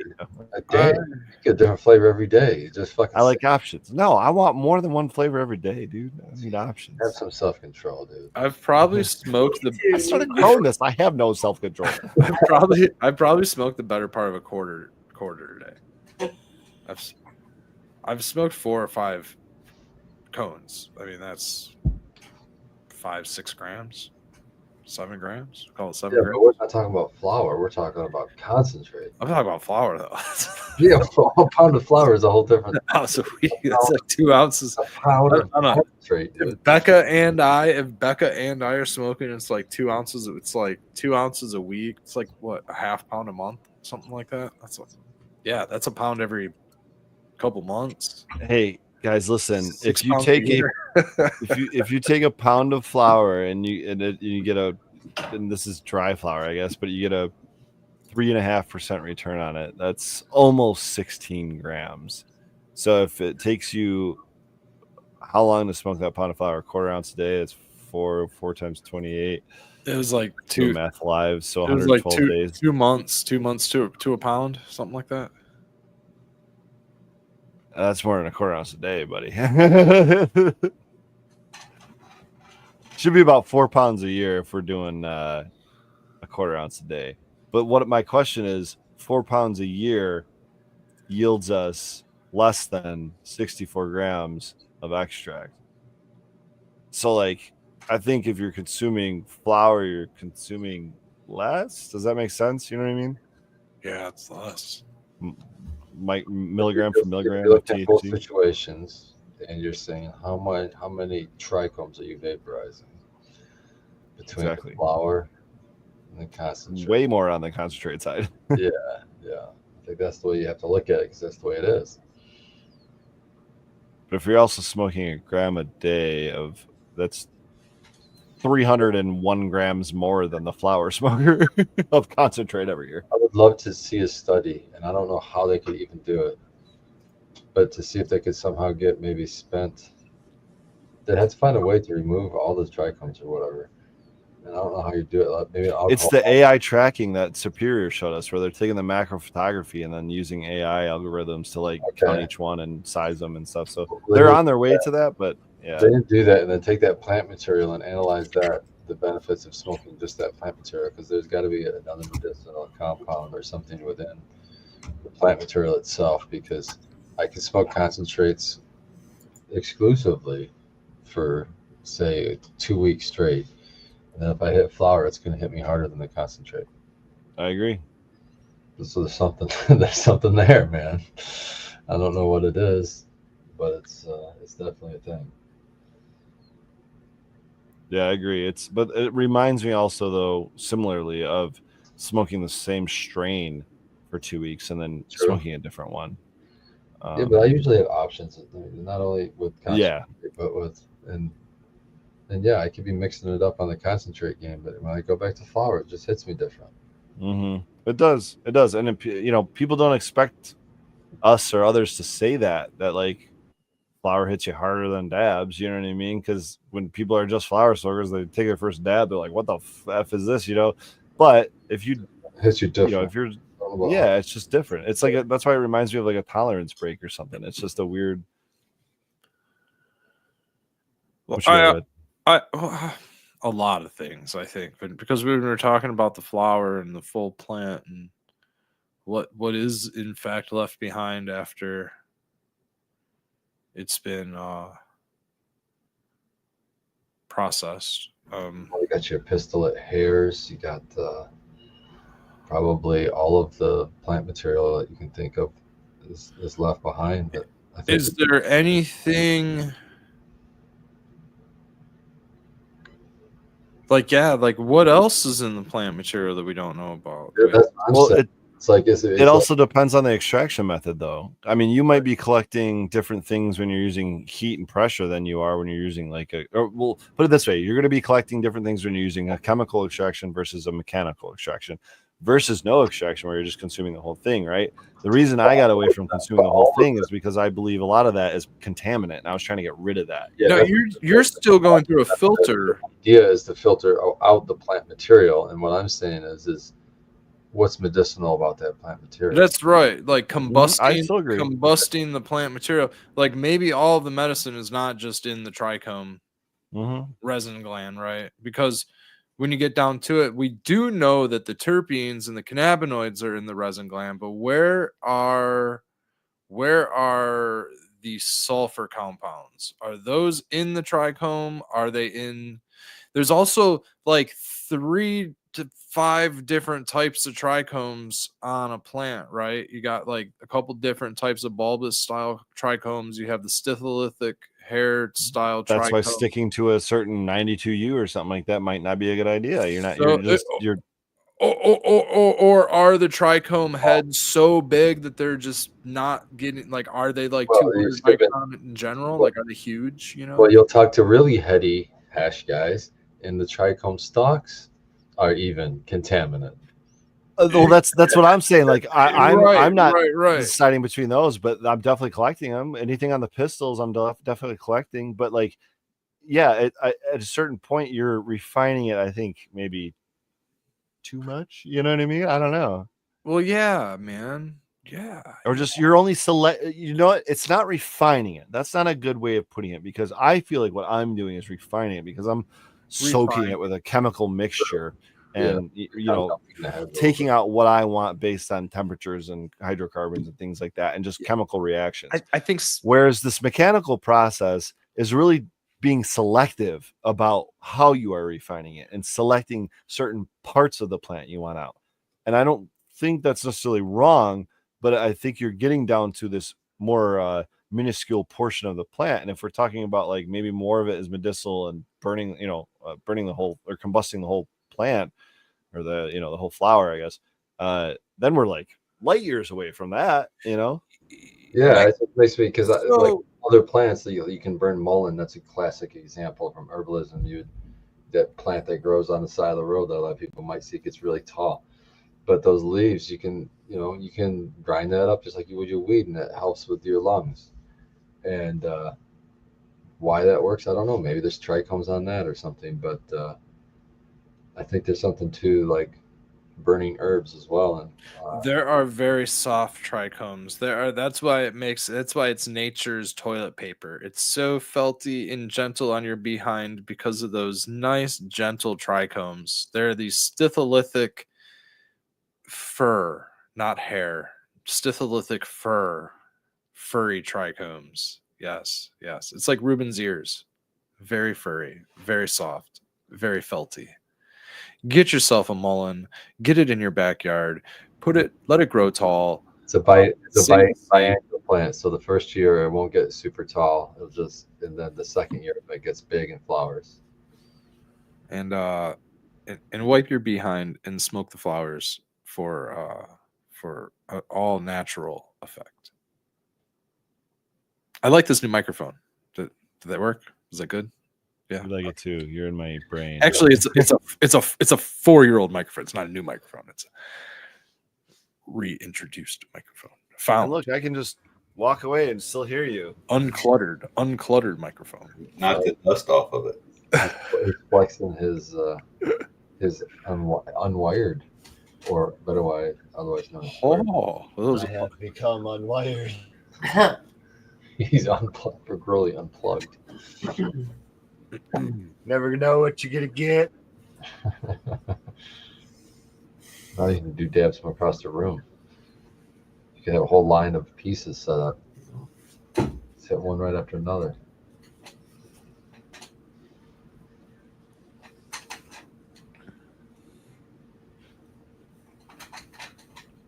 What'd you guys talk about before I got here? We're talking about our grows, Hmm. about how I harvested. What was it? I got a bunch of new stuff. Well, not new. A Spartan puke isn't new to me, but What's that dirty taxi smell like? Huh? What's that dirty taxi smell like? Dirty taxi smells like? Nah, I don't know.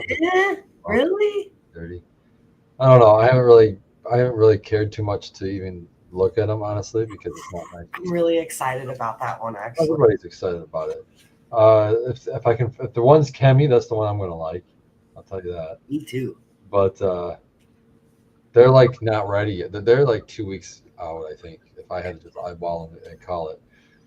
But the rainbow monks were already starting to harvest, and those ones are like Oh, I bet those smell so good too.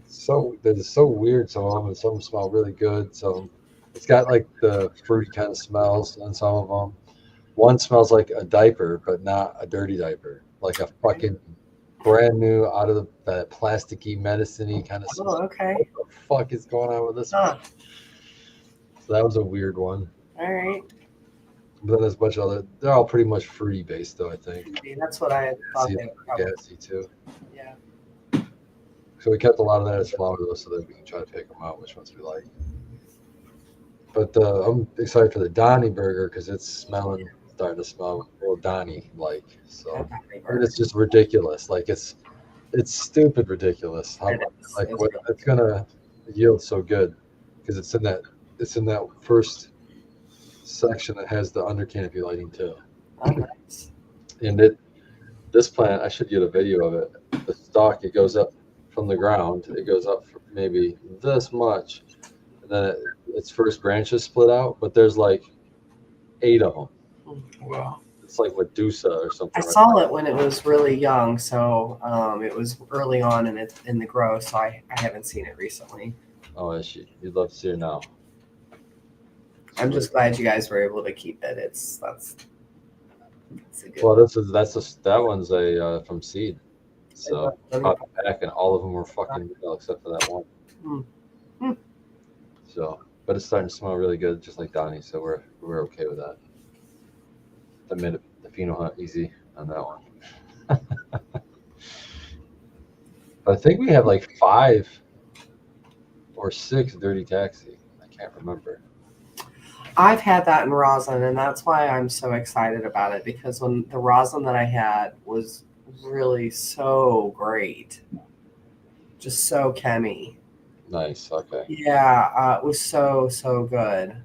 And that was Trippy Scientific, Yeah, I was think. trying to think. Yep. That's Yeah, who it was. Trippy Scientific is who I had that from. Shout Got out. the guy with the Got the like white jacket or Yeah. doctor jacket on in the picture. Yeah. Okay. Okay. Trippy Scientific. Yeah, I actually was able to pick something up of his recently at actually not too recently, but a few months ago at one of the dispos up here in northern Ohio.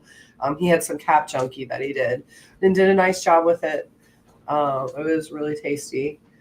So yeah, I definitely like Trippy Scientific. Yeah, but it was nice to see that I've had him, in the very beginning of, when he started, just at festivals and that, and now he's, metric. And so kind of cool to see, people that end up coming full circle and everything, and like to support them, when I can. And so I'm really dying to get to the Fledge so I can come to a Third Eye Craft Affair. I've been missing out on so much because I work every Saturday. Well, I work every Sunday too. So what am I talking about?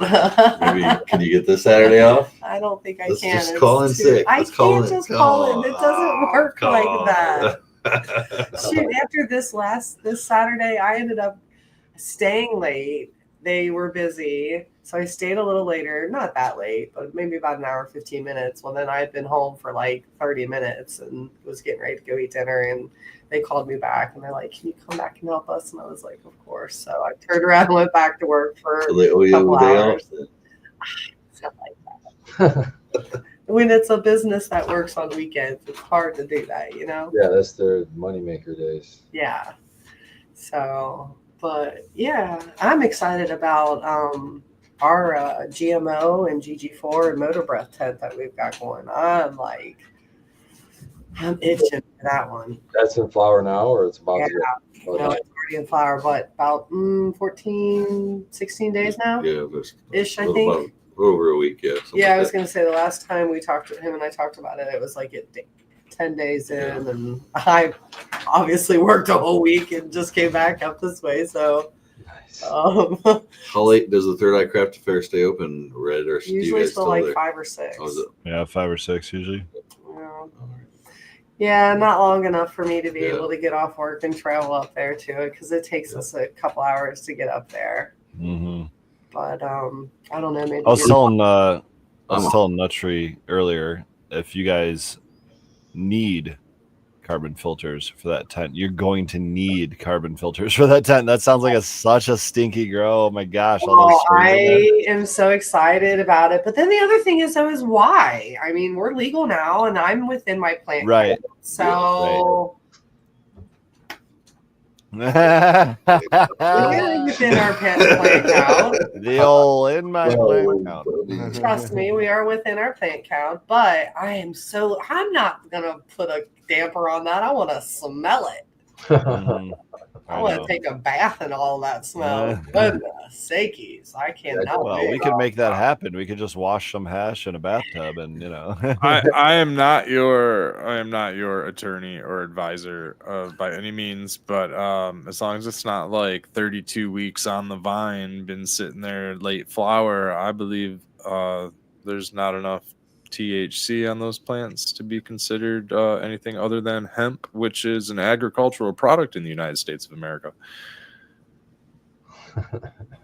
Thank you. Yes. you can grow thousands of those in your backyard nowadays. They say you should have proper licensing, but from my Well, I am also not a lawyer. I anal, but I heard it's just a misdemeanor in Michigan. I mean, the Department of Agriculture will cease and desist before they will take anything else further. So, I mean, Yeah, but they tried that with all the compassion clubs here in Michigan, and they did not cease or desist. that's what I mean. That's what I mean. If it's under the jurisdiction of the USDA, they're gonna cease and desist before they do anything else. So, Do you guys remember that when Lara, I think it was, sent out cease and desist, like 73 cease and desist letters to dispensaries around the state when they were prepping for the recreational market? yeah, I remember that.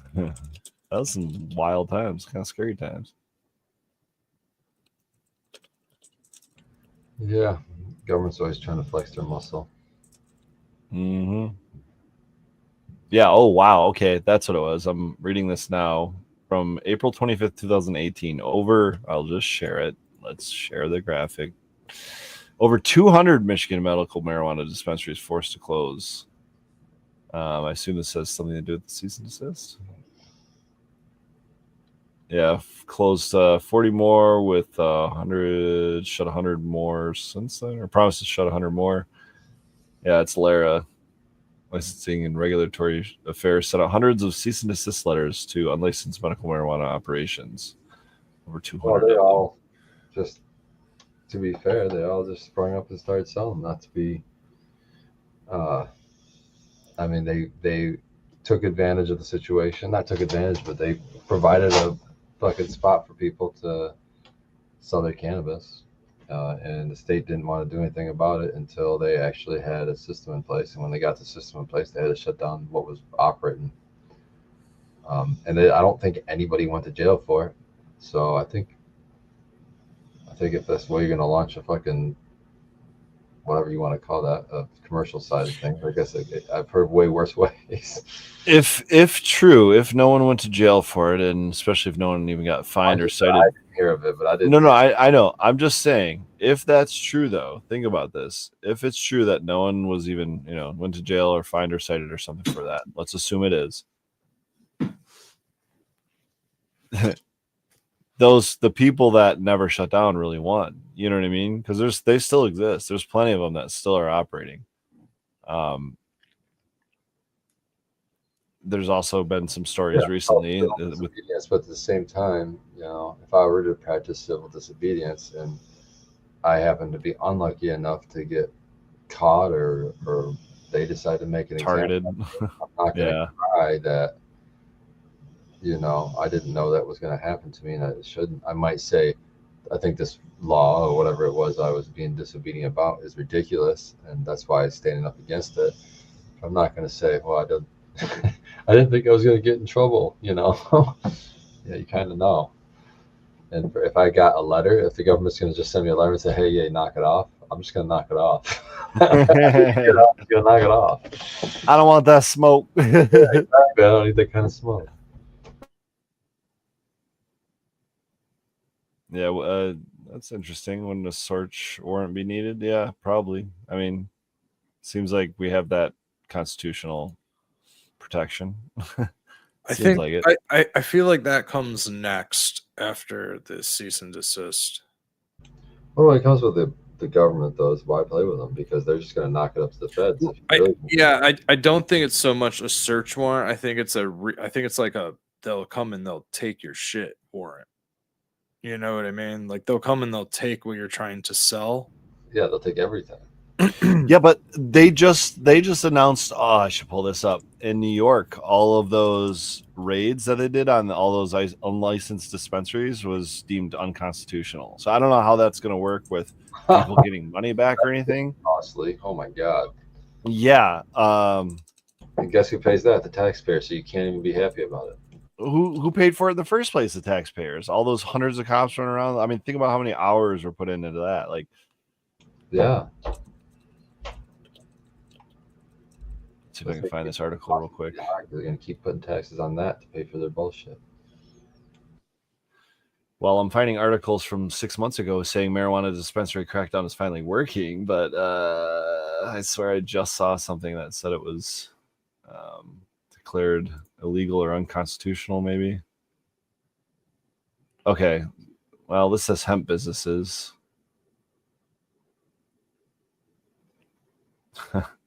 Okay.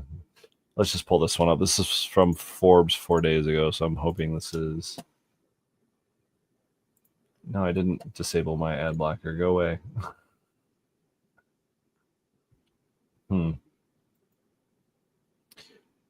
All right, I want to show you guys something. I hate that this is showing it like this and not my full screen here.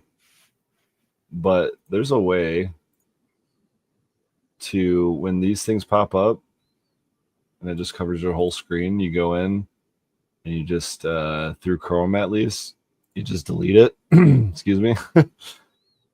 Sometimes that gives you the freedom to actually scroll through the website. It doesn't look like it's going to do it with Forbes here. I'm going to dig in a little deeper, but It's cool. yeah, you can control your browser. Like whatever's on the client side is what you're seeing versus server side is what they're trying to give you.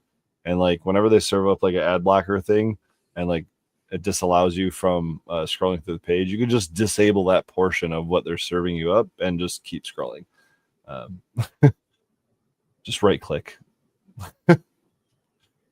In any case, yeah, I'm pretty sure there was something like that in the news. I'm gonna have to dig a little deeper, I guess, and find something other than Forbes to serve it up here. But Something like what?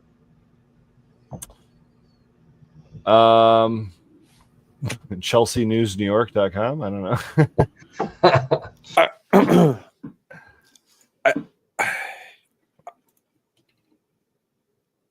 I'm gonna try to put this together without being brash.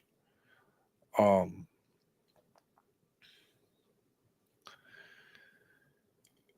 have a lot of respect for the people that are operating without licenses.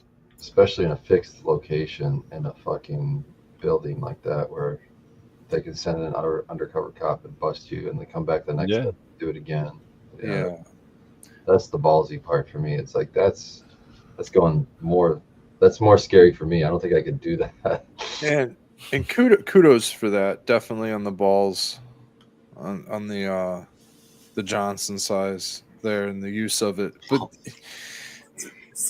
the respect for it, man, because of the civil disobedience side. Because, okay, man, the way that I look at it, I look back almost 80, what was it, 80, 90, however long back you want to go in Prohibition, where it wasn't just the United States federal government that said, this is something bad, we got to ban it, right? I mean, we had corporate conglomerates in the logging industry, the plastic industry, I'm sure the agricultural industry. I'm sure there was a lot of multi-facets to this. And when you look at those corporations and the owners of those corporations that still exist today and the companies and corporations that they own ultimately still existence, and the amount of money that even us as cannabis consumers, like, think about the products that are owned by like Bayer or Monsanto, or like, what is that, like all the Glass House, is it Glass House products? Like, I don't know, like all those products that come from those companies are the same companies that are responsible for Prohibition. So we have been funding Prohibition while asking for decriminalization, legalization, as far as you want to go for it, right? And to get a state license before it's even legal federally, while it's trying to get rolled out, while the state licenses are created by lawmakers who have no skin in the cannabis game whatsoever, and then people want to just jump in admirably. Most of it is a noble cause to try to get medicine to the patients. A lot of it is profiteering and just trying to, like, again, what is it that sells? It's marketing, just trying to market their products. It's almost as if now, jumping into cannabis, you're just buying an overregulated candy shop. It's no longer an noble cause in my eyes to go for an overregulated candy shop. You might as well just shoot for a local 7-Eleven or a Circle K and grow weed at home.